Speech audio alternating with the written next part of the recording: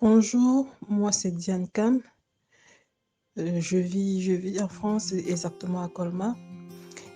Avant de prendre la formation sur métier et destinée, au-delà du problème, mon souci de trouver un emploi, j'avais un souci de lourdeur spirituelle et j'avais aussi de l'amertume suite à deux événements tragiques qui se sont succédés dans ma vie il y a quelques mois, on va dire quelques semaines, qui m'avaient vraiment fait mal et quelque part j'en voulais à Dieu parce que je me disais pourquoi est-ce qu'il n'a pas empêché cela.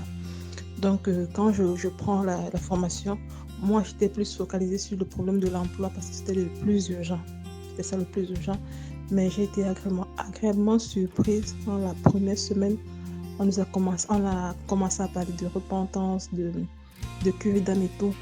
Moi, ce qui m'a vraiment marqué, c'est quand on m'a demandé pardon, de pardonner et de demander pardon.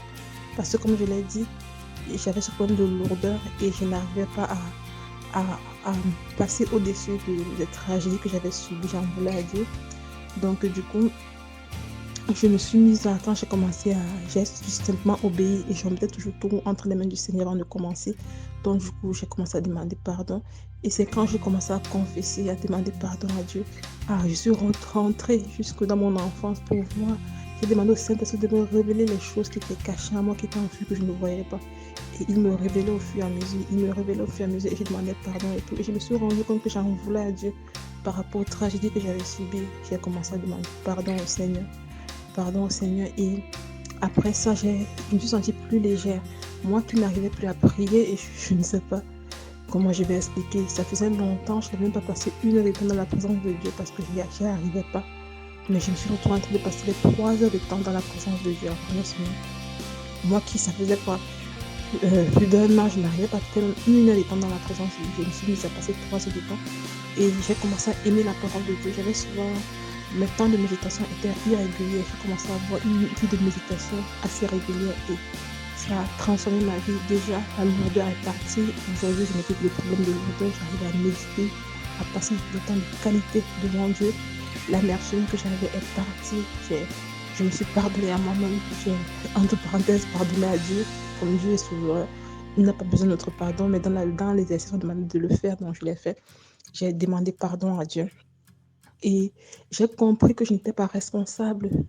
Je n'étais pas responsable de ce qui m'arrivait, mais j'étais responsable de mes réactions. Et ça m'a beaucoup aidé. À savoir que me laisser aller à la dépression et autres n'allait pas arranger les choses, n'était pas à mon avantage. Et l'autre chose qui m'a beaucoup aidé, c'est les proclamations. Moi, c'est quelque chose que je négligeais beaucoup. Déclarer le pouvoir de la parole. Souvent, je lisais le verset de Proverbe qui parle euh, du pouvoir de la parole, la vie et la mort sont le pouvoir de la langue, mais je n'exerçais pas.